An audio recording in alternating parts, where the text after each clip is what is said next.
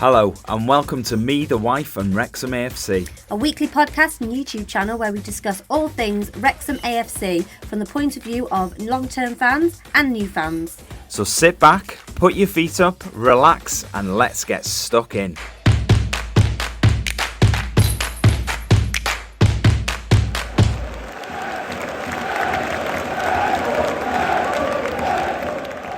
Hello and welcome to episode 60 of Me, the Wife and Wrexham AFC.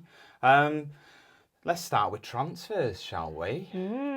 So let's start with the ones that actually happened first, shall we? Yep. So, George Evans. Yep. So we signed George Evans first and foremost. Yep. So George is a defensive midfielder / centre-back. Okay, so I think he's played a lot of his career at centre-back. Mm-hmm. Got loads of them, so I don't think that's quite what he's been signed for. More recently in his career, he's been playing as a defensive midfielder. It seems like a really good signing to me. Well, isn't Millwall like Championship level team? His contract was actually cancelled by mutual consent by Millwall on the morning of transfer deadline day. Right. Do you know what that means for us? That we didn't have to pay for him. It means that we didn't have to pay for him. Yes. So is it unusual? Yeah, it's a little bit unusual, I would say. If he's not in the manager's plans. And he wants a move away to get regular football, but clubs aren't really willing to pay the money that he's probably worth. They might cut their losses, cancel his contract so he can move away for free. Although I would say that is a little bit unusual. Yeah. It does happen, but I would say it's a little bit unusual. But it is what it is. We've got him for free by the looks of us. He's 28 years old and he signed a 2-year deal with us. He made his debut on Saturday in the 90th minute, which I believe, don't quote me on this, was his 200th appearance. Not for Wrexham, obviously it was his first, but no, it was his 200th career appearance. Oh, okay, cool. Which is quite nice for him. Yeah. He's very much a defence-minded player, as I say. He's a defensive midfielder. He doesn't really score goals. Although, the goals he does score, I've got to be honest, I've seen them, that they are like worldies that he scores. So he doesn't score a lot. But when he does, they flat. A bit like Luke Young. Luke Young tends to score, quite far away. Yeah. So long-range goals. He's very similar because he's defensive-minded. He sits deep. Yep. So a lot of the shots he's going to have are going to be from far out. He's not going to be in close. So yeah, when he scores, he really scores. It'll be interesting to watch. I'm happy with the signing. Yeah. I'll be honest. Yes, he's at a championship club. Was at a championship club, but he wasn't really getting a lot of minutes. He has played a lot of games-ish for Millwall, generally off the bench.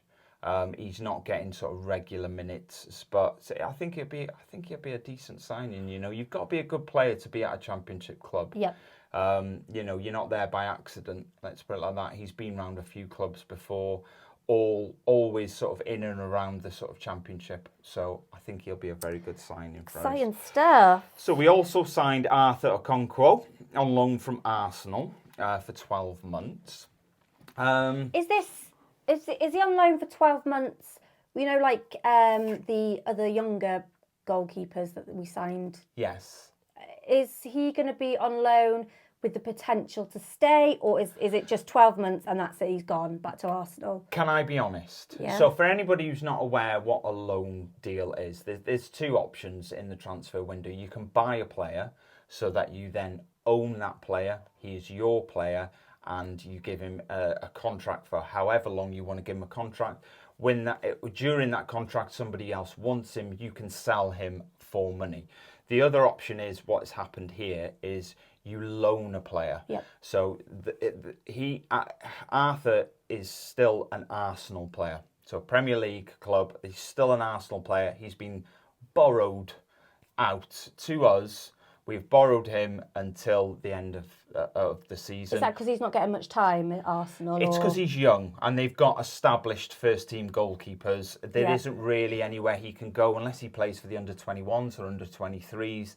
He's not getting in ahead of Ramsdale in the Arsenal team. So, it's to get him minutes and to get him out there and playing games regularly. That's why they do it. He's a young player. They're not going to sell him because if he develops really well and quickly, they'll either end up in the Arsenal team or he will end up getting sold for a lot more than we can probably afford. So that's what a loan deal is. So we can get very attached to Arthur, but at the end of the 12 months, it may be extended for another 12 months.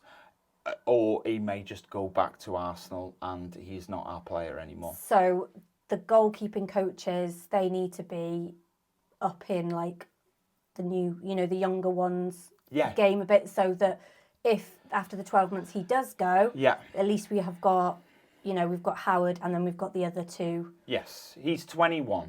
So Arthur is. So he's 6'6" as well. He's a big lad. He is a really big lad. How do you think this is going to work for us? Because I don't think I think he's probably come into play. Which might mean that Howard's going to end up number 2. I don't know what that means. Yeah, I don't know what that means for Leighton. I don't know what that means for the younger guys, how many times they're going to get in a matchday squad. I don't know. It's all a little bit in the up in the air, and we just have to wait and see. We just have to wait and see what happens.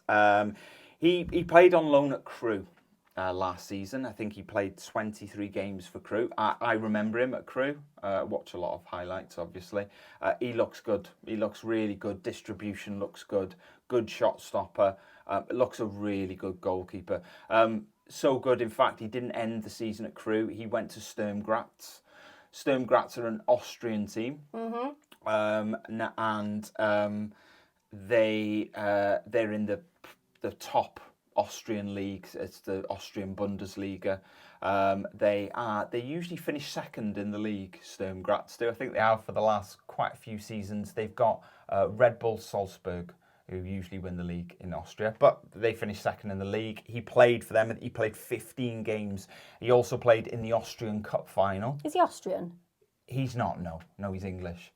But he the Austrian Cup's not like the World Cup or anything like that, is it? No, it's just a it's like the English Cup final is the FA Cup. Okay, get you. Yeah, so he played in the Austrian Cup final, he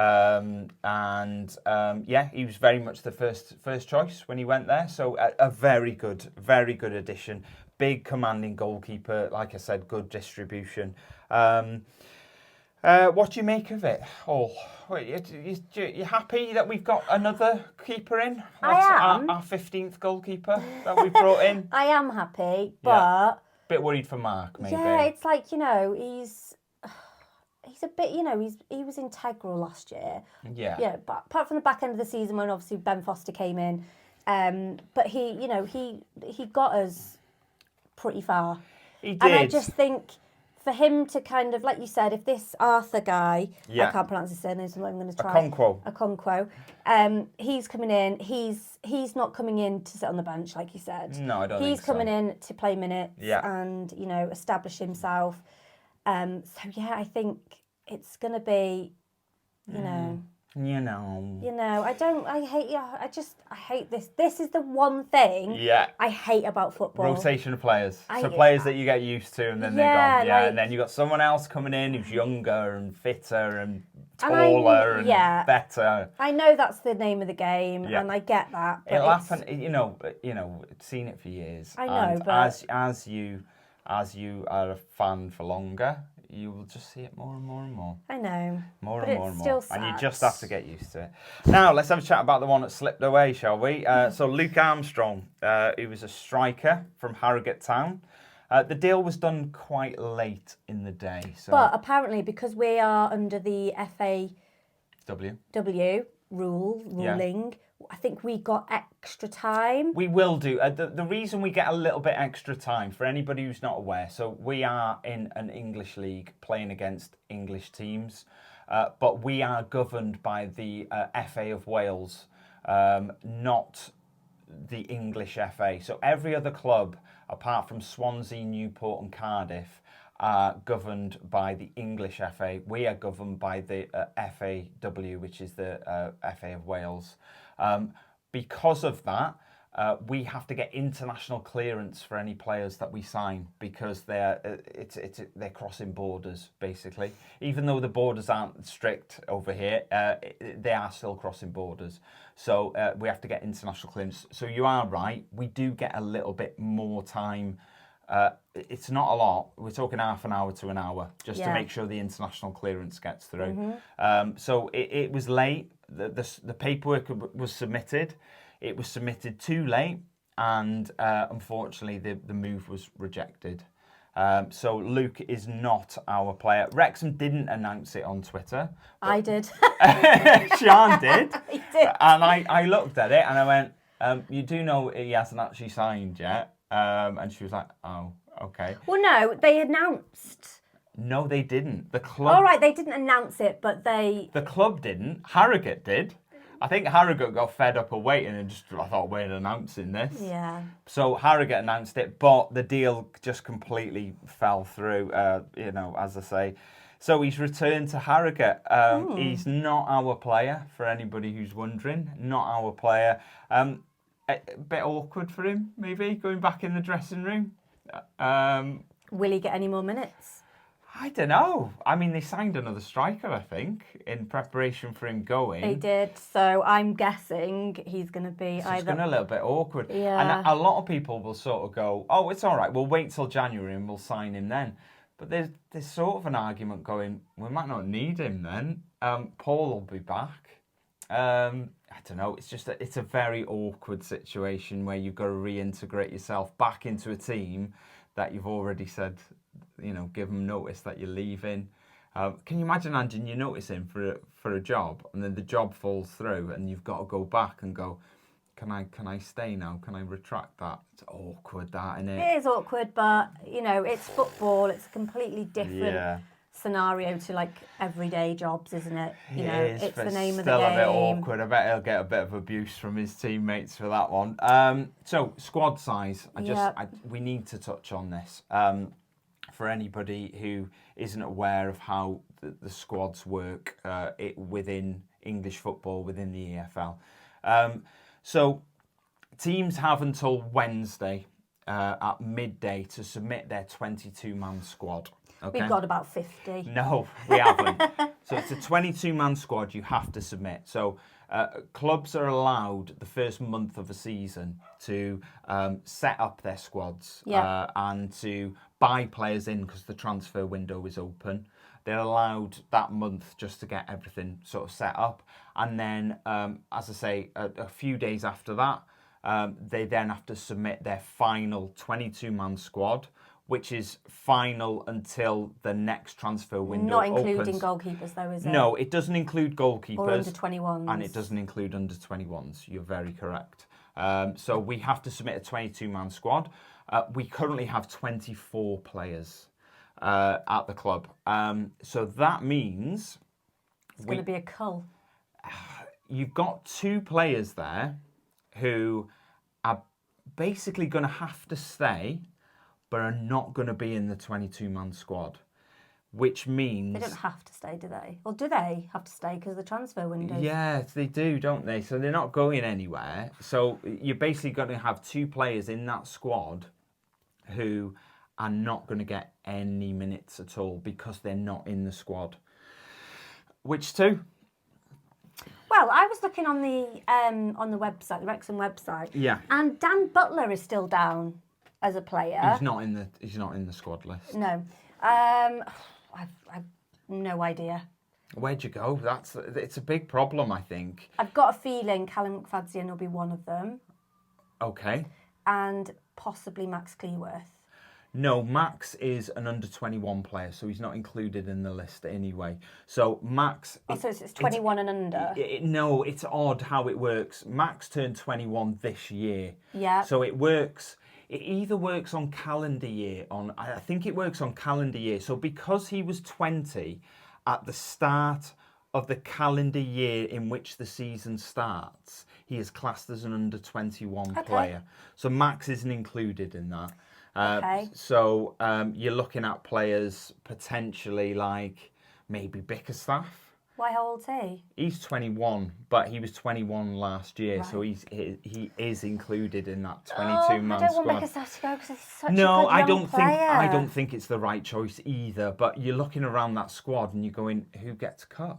Really, who gets cut? I don't know. I wouldn't be Bickerstaff for me. I think McFadzean is definitely maybe a shout, but. We're going to talk about that shortly in the run up to the Doncaster game. Why McFadzean might be an important person to have in the squad, at times. But we'll talk about that shortly. Okay. So we played Tranmere. We did on Saturday. We did. We've got. Unfortunately, we weren't able to get tickets for the game, which I think is a disgrace. They not know who we are. No, but we weren't able to get tickets. We tried. Like a lot we of couldn't. people. So the guest that we've got on this week, we wanted to get somebody on who was at the game. And we have found that person. So we have a gentleman called Christian McHale, who's at the game. So welcome to the show, Christian. How are you doing? Yeah, I'm keeping well, thanks. So you're obviously at the game on Saturday. So we had Mark Howard in goal. We've had a little chat already about the new keeper who's come in. How do you see the sort of goalkeeping situation moving forward? Do you think it's Mark Howard for the rest of the season, or do you think we're going to see a bit of a changing of the guard there? I don't know, because I'm a bit of a Mark Howard fan. I don't think he did anything particularly wrong. He kept so many clean sheets. What was 13 clean sheets? So I think it was a bit hard done to, really. But in saying that, this Okonkwo, I don't know if I pronounced that right, but he's come in with good pedigree. He did well at Sturm Graz, I believe, last season in Austria. I don't think he's come to sit on the bench. So no. I think we'll see him on Tuesday at Newcastle under-21s. But it's what happens to Leighton. That's my question, really, because I thought we'd see more of him in a few weeks. Yeah, definitely. Is he still injured? I don't know. We've had so little information, haven't we, about Leighton? I have just got something to say about Howard, actually. Go on. He shared something on his Instagram today. Yeah. Somebody, obviously, at the game on Saturday, hugged him and said it was a pleasure to be standing behind you, blah, blah, blah. And then at the end, it said, enjoy your retirement. Oh. Well, we got two keepers retiring in one season. Well, I don't know whether he saw that last bit when he shared it, but maybe that's some... I'm sort of with Christian, though. I can't see Arsenal being happy loaning a keeper of that quality out to somebody knowing he's going to sit on the bench for a full season. Maybe that's why Howard's retiring. Ooh, there we go. So we obviously had Hayden back in the team. How much do you think we've missed him, Christian? He's pivotal, really. He's on sort of guy. I know Boyle's come in and he's good at in around the box getting the heads, but 10 plus goals last season, and he wears a magic cap. We've got to have that man in the squad. He's definitely missed, yeah. He was 100%. McClean started yesterday. Love him. Yeah, from what we saw, he looked excellent. What was it like being at the game? Was he a key man? From where I sat, it's like first half he was the other side of the pitch, but it really played well on that left, linking in with Lee. The first 20 minutes were just rampant. We were thinking we're going to score goals galore here, but I don't know. It was the killer passes. We just weren't there. So we just dominated possession. Second half, he was sort of more on the other side from where I was sat. So I was sort of got more sight of Barney on the wing. But no, he stood out really. He's probably our player of the man of the match sort of for yesterday. So, question for you. We've got a fit McClean and a fit Mendy. Who starts? Ooh, McClean. He's just got he's more championship class.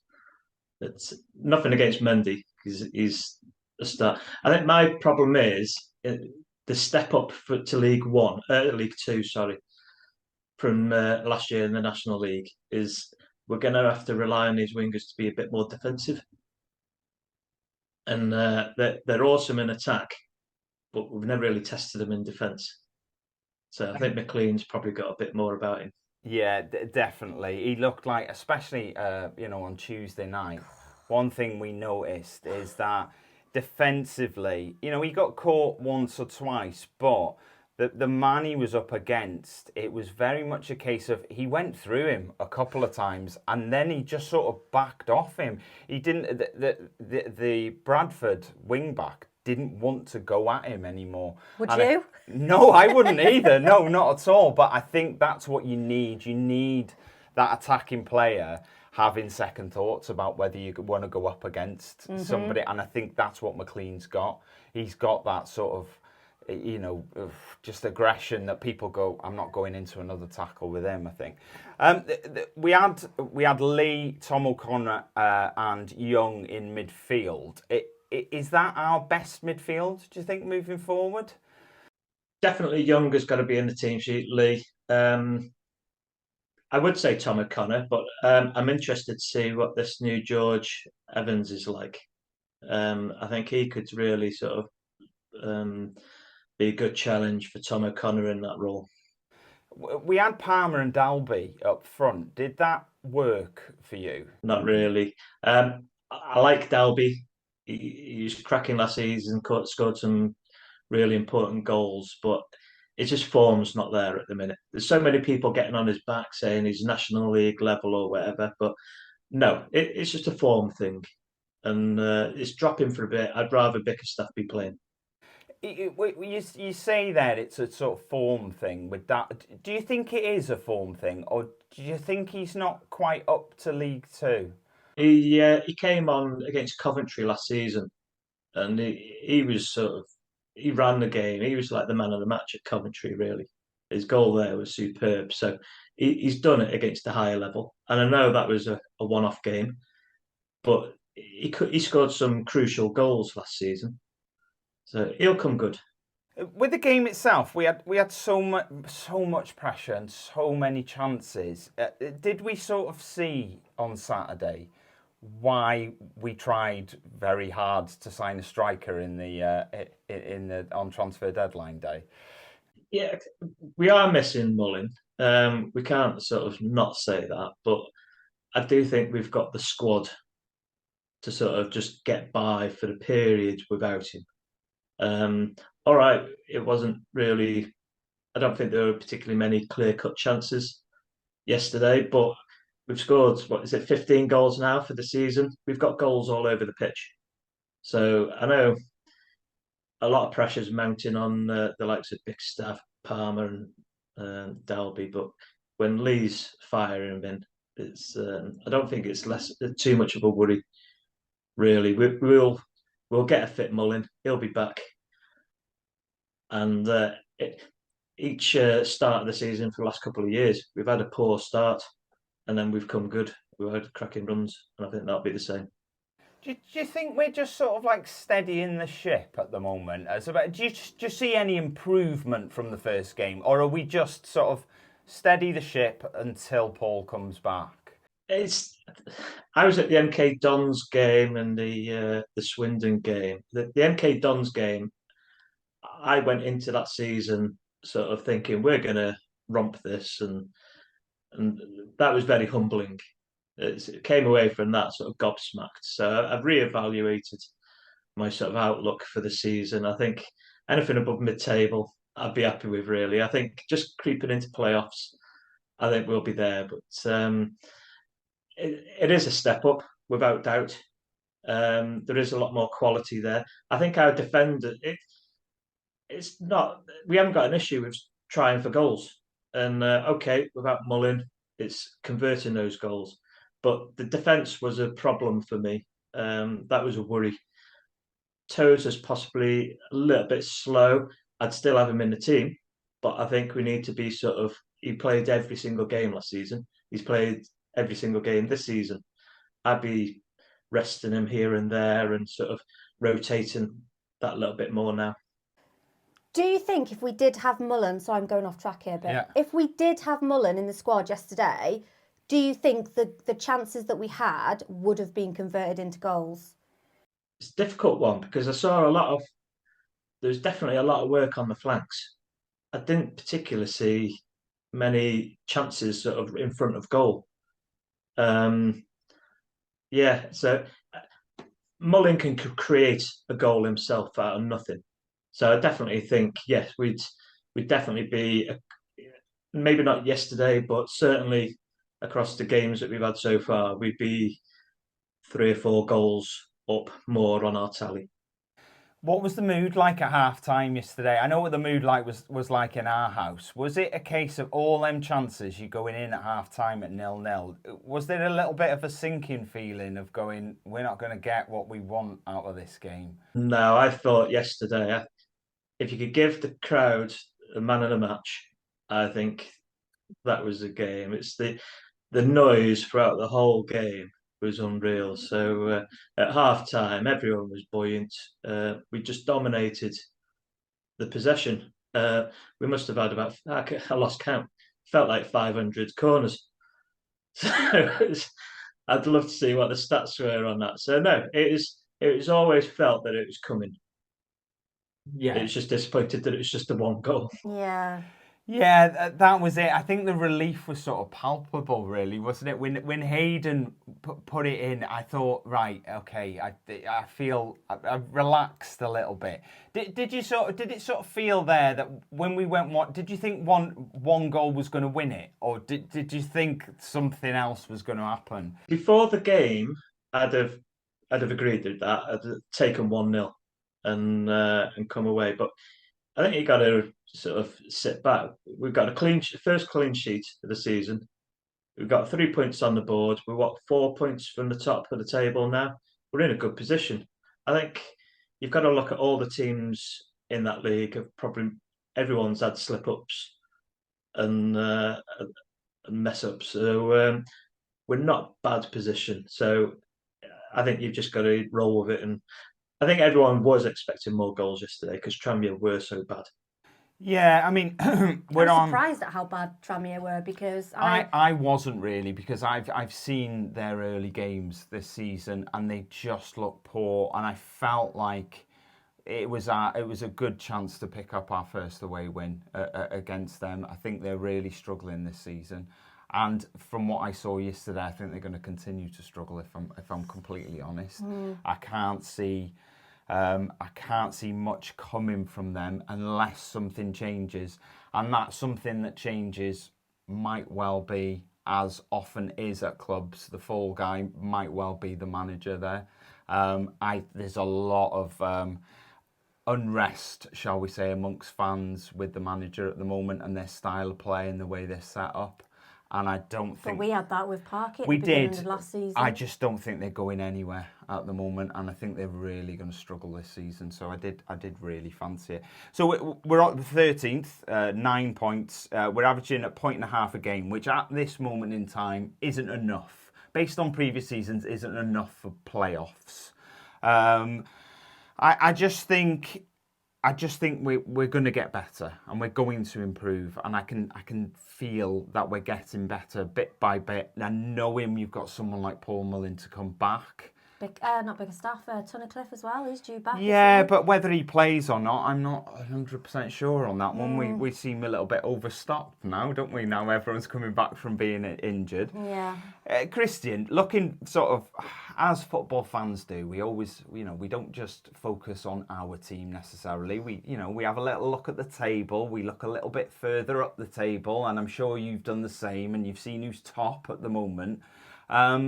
Do you sort of think it's going to be a similar scenario where us and Notts County are quite close this season, or do you think one team's going to end up being a little bit better than the other? No, I think they've got some quality in this side. I did think that they may drop off because getting rid of Rodriguez, I thought he was their linchpin, really, supplying and scoring goals. But they brought McGoldrick in. McGoldrick, I'm useless in pronunciation, but he scored two. Langstaff scored already on four. So they're at the top of the table already. So they'll be there or thereabouts. I always had them in the top three with us. I had Stockport for the top, but they've been appalling so far as well. Yeah, they get so Stockport give away I think they were 2-0 up yesterday on Saturday. Sorry, they were 2-0 up. Then they conceded three, so they're 3-2 down. They equalised in right at the end, so they drew 3-3. But then they're not really picking up points at the moment. So yeah, again, obviously, the manager ends up being the fall guy at the club. But yeah, I am quite surprised with Stockport at the moment. Just looking ahead, longer term, if you, based on what you've seen so far this season, if you had to go positions 1 to 24, where do you think we're going to finish? Realistically, I think in the playoffs sort of position. So sixth or seventh, I think we'll be there or thereabouts, based on how we're playing at the minute. I do think we'll go on a good run. I think our fan base is split into two camps. We've got those that want to do back-to-back promotions all the way to the Premiership. And then you've got another camp that are quite happily to sort of, we're back in the EFL, more than happy. We'll have a consolidation year, take our time. And to be honest, I'm probably erring on that sort of camp. And I'd be happy with like Championship being our peak type of thing. But yeah, I think sixth. I quietly, sort of reservedly, I think we could go higher. Yeah, it will all come together. I think you've got to look at the table last year. It's Northampton went up, and the number of losses and draws that they had is manageable to pick up these lost points and still get promoted. Yeah. I think after the games that we've had, I think I agree with Christian. I think I think I'm in that camp where, I'm always quite pessimistic. Not pessimistic as such, but realistic, let's say. I am, and you know that. But I genuinely think we're still going to make top three. I do. And I just think I've seen enough to think that even, we are where we are. I think we're improving. And when Paul comes back, I think we'll see a bit of a surge. Even though the weight of the world's probably on his shoulders from a lot of fans. There's probably a lot. I think people expect when he comes back, it's like, right, we're going to have 20 goals today. Yes. But yeah, it's big pressure for him. Christian, just a quick one. You do quite a bit of Wrexham artwork. For anyone watching on YouTube, I can see it just sort of poking over your shoulder there. Yeah, I've got one there. I've got another back there. We've got the one that's over his. Yeah, I'm not sure that. Yes, the Wrexham Macron stand. We've got that one. We've got that one. It's not in a frame. Obviously, we've only had it since Christmas. Come on. But yes, we do have that. The artwork, is that something that is a recent thing for you? It is. It was a lockdown sort of thing. I've always been interested in art, but my dad was a graphic designer and used to do art, so I've always been in his shadow. And sort of thought, oh, I'm useless compared to him. But no, I had the interest. I work in construction with architects, so I always see them drawing, and I thought, no, I want to do this. So when I was on Zoom meetings, it's I was doing other bits of work in the background, and then I realised I can't concentrate on the project in hand that I'm talking about doing another thing. So I thought I've got to do something else. So I started doodling, and then just looking at YouTube, I started applying paint, and everyone was loving it. So in fact, 2 years ago tomorrow, it's what started it off was doing paintings in and around my village, Kaigili, and so I eventually did about 24 paintings. So I put on an exhibition, so and that went down really well. But I've started doing these quirkier bits, buildings. They take a bit quicker to paint, and they're going down quite well. They are pretty impressive, to be fair. They are indeed. Can people buy them? They can, yeah. There's a shop in Wrexham Town Centre, the drawing board. So I regularly submit there. So all the work's available there. I've still not settled on a decent printer to get prints done. So I've done I've done a fresh batch because I've done a recent load of painter pubs in Wrexham. So I've got the Horse and Jockey, the Syfe Setting, the Old Embassy, the Royal Oak there, and I've got the Turf. So I've tried to do prints for them, but they're all a bit dark at the minute. I just need to tweak and before I get them right. But they should be available as prints. I know, is it Ran, Bear, one of the American supporters? He's inquired, and I need to sort of see what the packaging and sort of cost would be to send over to America. Well, thank you very much for joining us, Christian. Are you okay to hang around for the quiz? I look forward to it. Yeah, definitely. Brilliant, brilliant. Right, let's move on. We'll come back to Christian in a minute. So, 2 games this week. 2 games. We've got Newcastle under-21s. We have. In the EFL Trophy. The kickoff is at 7:30 UK time on Tuesday the 5th of September at the Stoke Kairas. They've lost their last 3 games, the under-21s, against Man City, Reading and Spurs. So for anybody who's not aware, why are we playing an under-21 team? So in the EFL Trophy, Premier League teams are allowed to submit for authorisation their under-21 squad to play in the competition, which quite a few teams do. I think Man City do it, Chelsea do it, Newcastle. There's a few. Look them up. But the caveat to that is the under-21 squads that are in the competition have to play all of their group games away from home.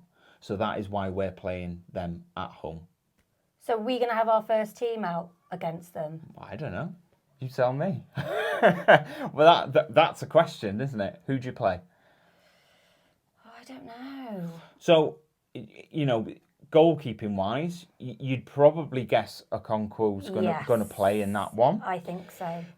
Your central defensive, I think you definitely should be looking at Aaron Hayden getting more minutes under his belt. He got quite a few minutes. I think he got 60, 70 odd minutes, did he, against Tranmere? Something like that, yeah. Yeah, so I would... He's not quite up to 90 minutes yet, so I would suggest probably getting him in that squad. Tozer refuses not to play a game, so I guess he'll be there. I'm guessing he'll be there. I'd probably argue maybe get Max in on the left-hand side of that 3. And then, McFadzean, if he's still in the squad.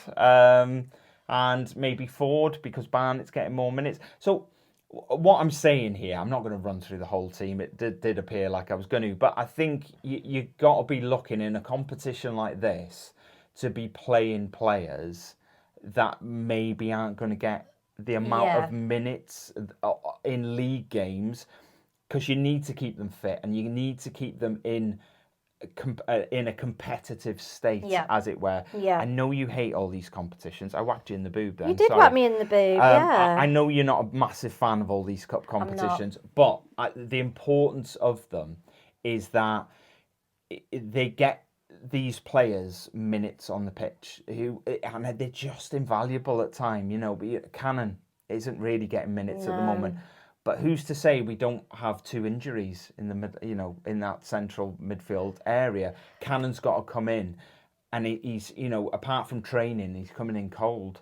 So you'd sort of argue, let's get Cannon in there. What about Waters? George Evans as well. He's only played a couple of minutes for the club. Let's get him in that match squad as well.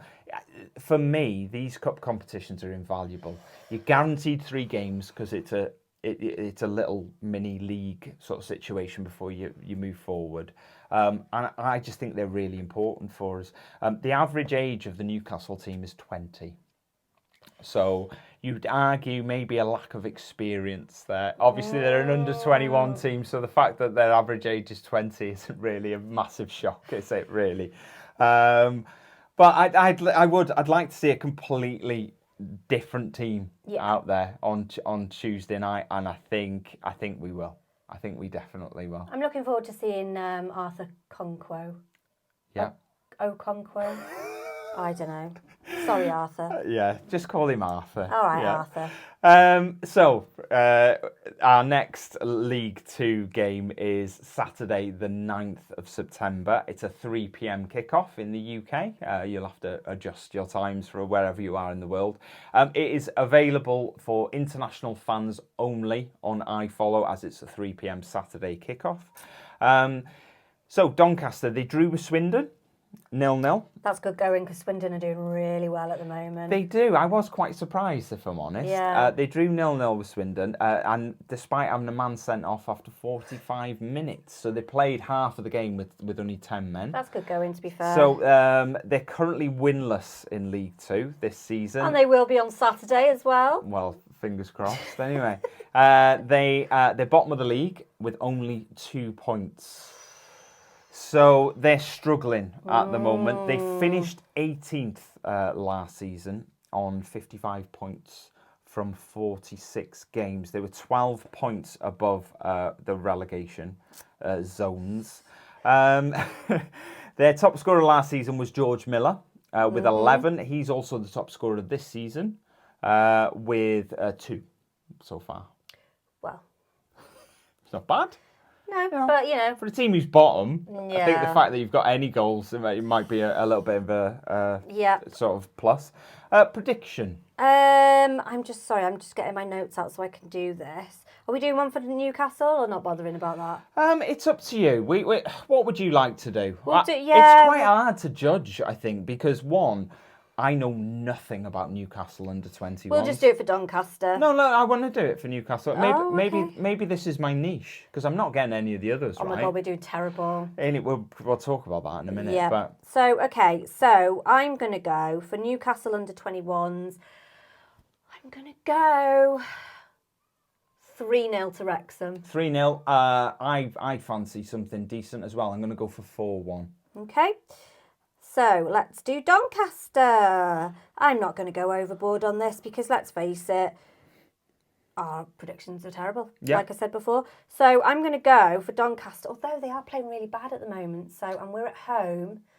Not that hasn't made any difference at this past few games. Are you starting your own podcast where you just talk to yourself? Yeah. I'm going to go 3-1 to Wrexham. I'm going to go 3-0.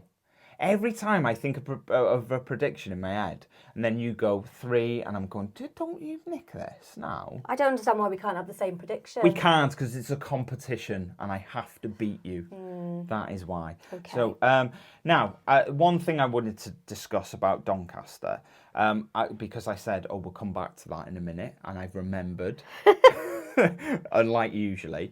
Now, I mentioned about the 22-man squad that has to be submitted by Wednesday. So as of Saturday, that 22-man squad will have been set in stone. Yeah. So we'll have 22 players.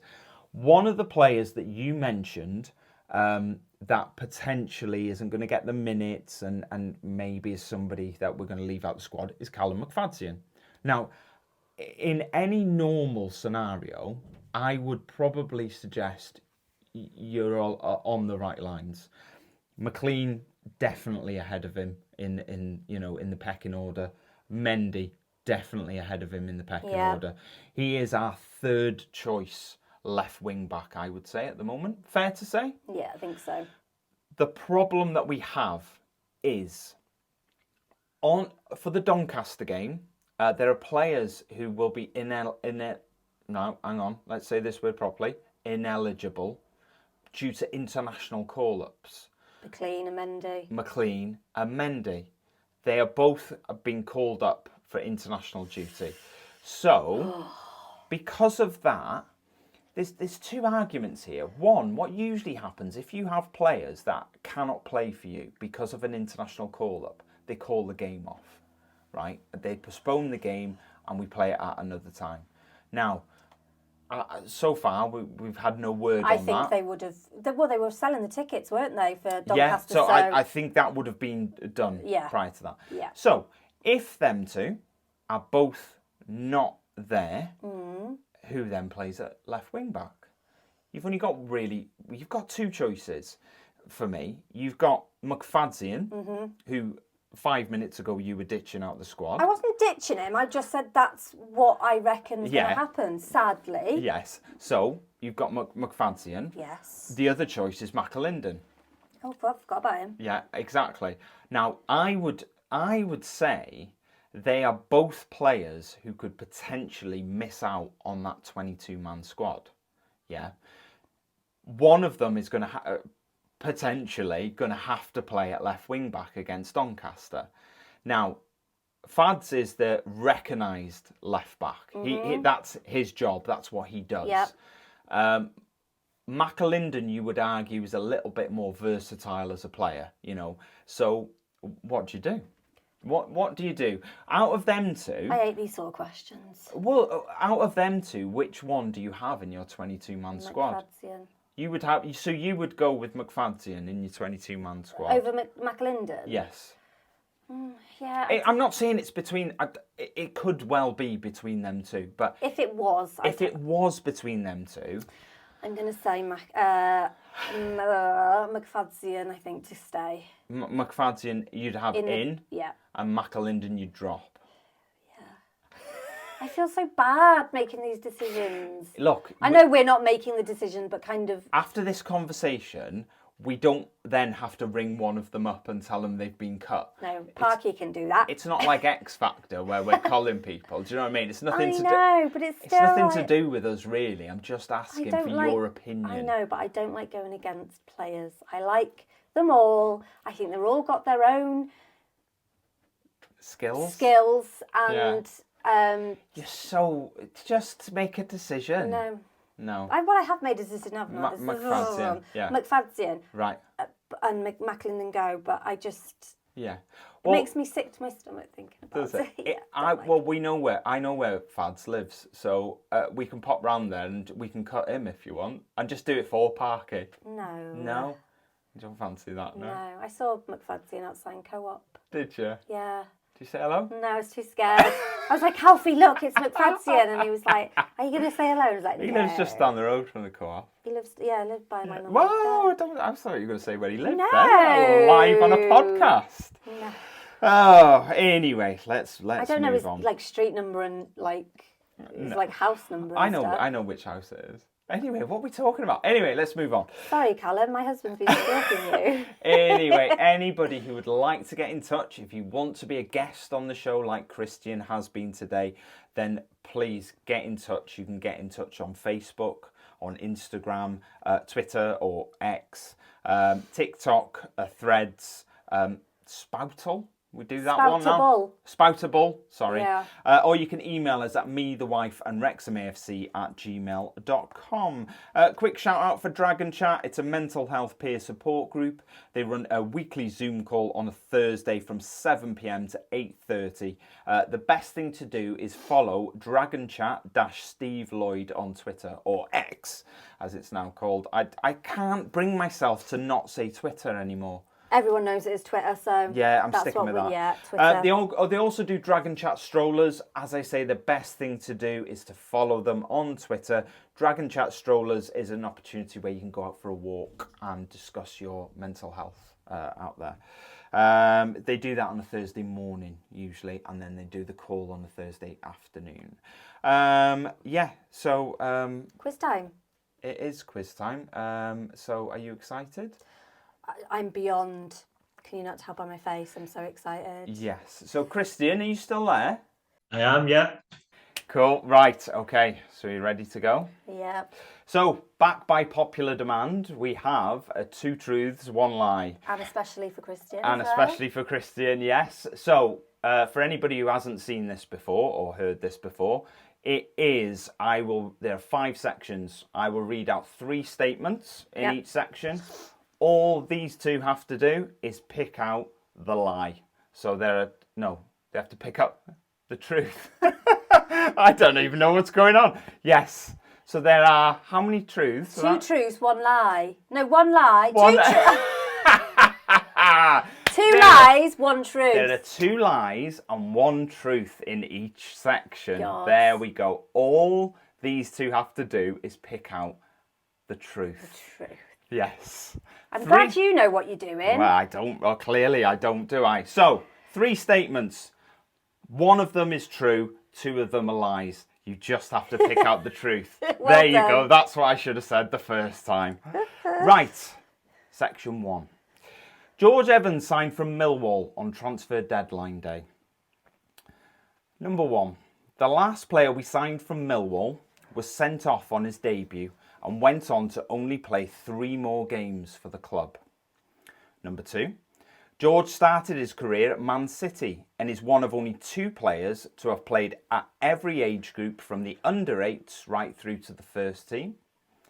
Or number 3, every squad number George has ever worn has been a multiple of 6. I'm going to go with number 2 because I feel like I've read that somewhere, but I may be wrong. Okay, number 2, Christian? I'm trying to do my maths and multiples of 6, but no, he definitely started at Man City. So quite whether he did all the youths, I'm going with number 2. You are both correct. Yay! It is, yeah. So he's wearing number 12 at Wrexham. Yep. He wore number 6 at Millwall.